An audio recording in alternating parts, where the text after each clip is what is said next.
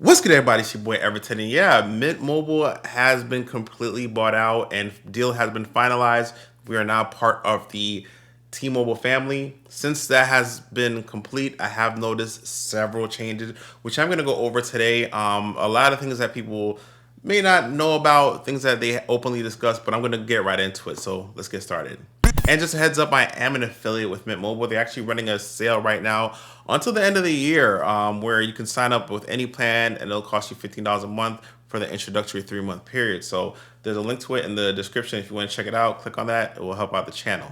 So something I'm gonna make mention of is a really neat little upgrade is that we did get access to T-Mobile's visual voicemail app. Now, if you had Mint Mobile before and you use an Android, in order to get that kind of like voicemail app where you could play each individual voicemail, save it to your phone and things like that, you had to use an app, and this app was also called visual voicemail, but it looked a bit dated and things like that. Now you do have access to, or at least I have access to, T-Mobile's visual voicemail.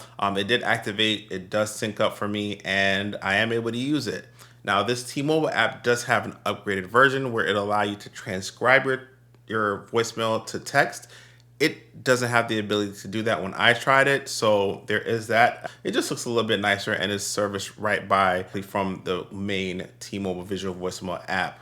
Now, I did try a few other apps like T-Mobile Tuesdays and things like that, and some of them weren't available. In fact, T-Mobile Tuesday was not available, so it looks like as of now we just have access to the visual voicemail app. Something else that did happen that was not so good was I actually lost 5G connection for about 48 hours or 2 days. Now, at first, I wasn't sure what was going on. I just hadn't noticed the 5G signal for a while, so I checked Down Detector for T-Mobile to see if anything, if the network was down.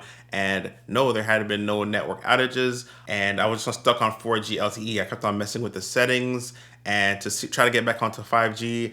Thought it could have been my phone. But the reason why I know that, or I believe that this was subjected to Mint Mobile, is because on my phone, I actually have an eSIM for Telomobile. Telomobile also runs on T-Mobile. So I just switched to Telomobile, and the 5G indicator became immediately accessible, and then I swapped it back out to go back to Mint Mobile. I actually did this a few times, and every time I went to Telomobile, I did have access to 5G, but when it came to Mint Mobile, it was 4G LTE.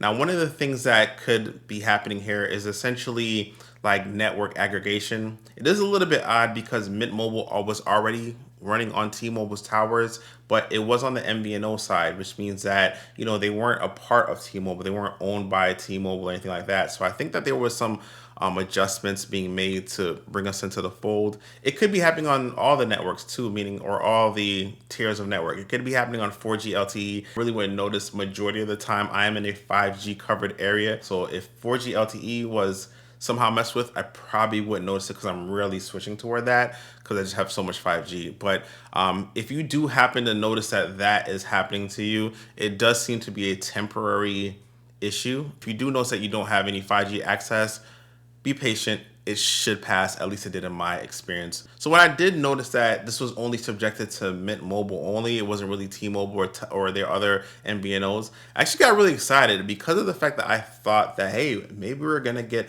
a few extra perks. Maybe they're doing some upgrades. And truth be told, that, well, we got back on normal like mid-band 5G. So we didn't get access to 5G millimeter wave, or where they're branded as is their 5G ultra capacity. We just have the mid band. I have noticed about the network performance that it works the same, right? We didn't get any priority data or anything like that. It essentially works the same. I didn't notice any network slowdowns and things like that. But when I do run a speed test, it does show that the speeds are significantly slower than I used to get before. I used to almost get like 1 gigabyte worth of speeds, and I typically take speed tests in the same areas. Day to day, most of the things that your phone can take advantage of won't be impacted by this at all. You won't really notice a difference, or at least I haven't, but just wanted to put that out there that speed tests are a little bit slower. Not something to be alarmed at, because at the same time, I'm more concerned about how my phone actually works. I could care about less about a synthetic number. I just do that just to test to see if things have changed within capacity or something like that. But once again, my phone's been working just as it has always been. Could be a bad thing because technically we didn't get any upgrades. I don't feel like we've gotten priority data or anything like that. But at least the network, which I was happy with, is still quick enough and zippy enough to do what I needed to do. Lastly, when it comes to the plans, just FYI, I am an affiliate with Mint Mobile. Sometimes they send us out a newsletter. They're running a promo that's going to not only keep the $15 plan that they told us that they were going to keep, but all of their plans, if you sign up for Mint Mobile for the first time, all the way up until unlimited will be $15 per month for the first 3 months, like the introductory period. They're keeping that until the end of the year. If I were you, right, just being kind of a skeptic here, I would take that as that some things are going to change after the end of this year. Probably January 2025, we'll probably start to notice some changes. I'm not 100% sure. I haven't been told that things will be changed, but I do know that they have a promotion right now that every plan, the 5 GB plan all the way up until the unlimited plan, is $15 a month.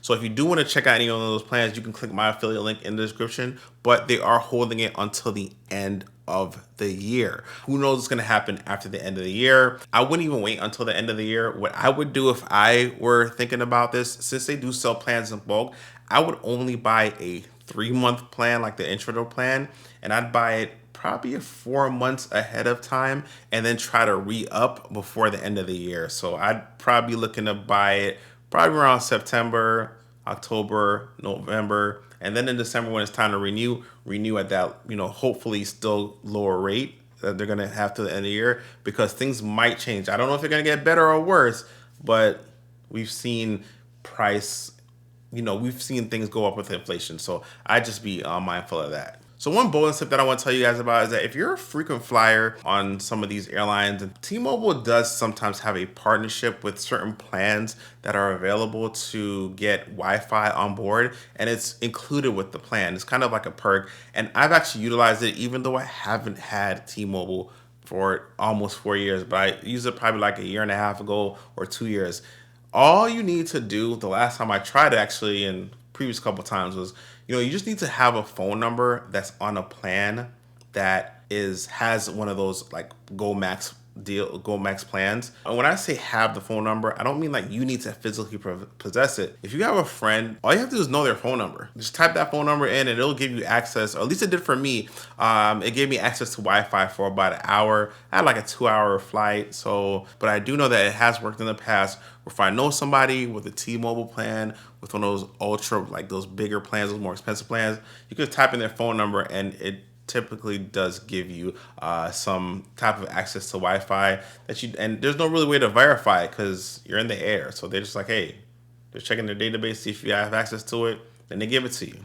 No real verification last time I checked. But yeah, guys, just wanted to put that out there and make a quick video letting you know the changes that I've noticed. Let me know in the comments if you've noticed anything about Mint Mobile that has changed. Has there been any weird things going on? Let me know and drop me any questions you have in the comments. All right, well, until next time, I'm Everton, and I do videos Everton's way. Peace.